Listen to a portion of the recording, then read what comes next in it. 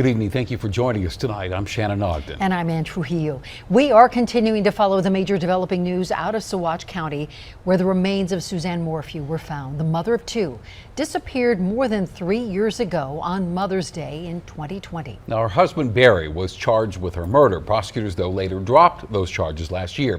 His attorney released a statement tonight.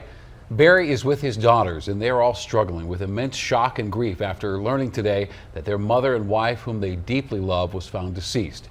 Goes on to say they had faith that their wife and mom would walk back into their lives again. Now, police first learned Suzanne was missing when a neighbor called police to report that she'd gone on a bike ride and never returned. That was in Maysville, about 11 miles west of Salida.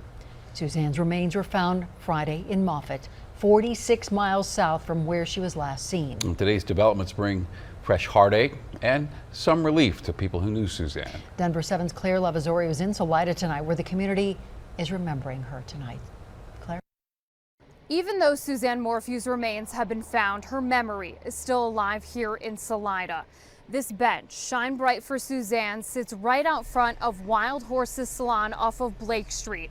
It was put here by a woman who says today is a new start in the fight for justice. Tisha Leeway says it started as a normal day with a new client at the salon. And I started talking to her and I said, do you know about, the Suzanne Morphew case? She says, I've never heard of that. She says, but I watch a lot of true crime. I said, but the sad thing is that she's never been found in 3 years. And she just kind of looked at me.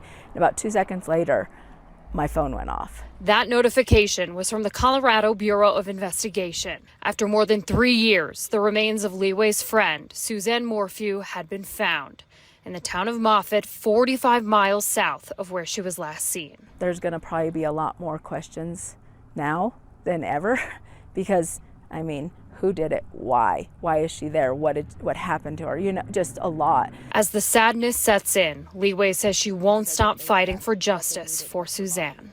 So now they have their body, and now let's finish the job. In Salida, Claire Lavazorio for Denver 7.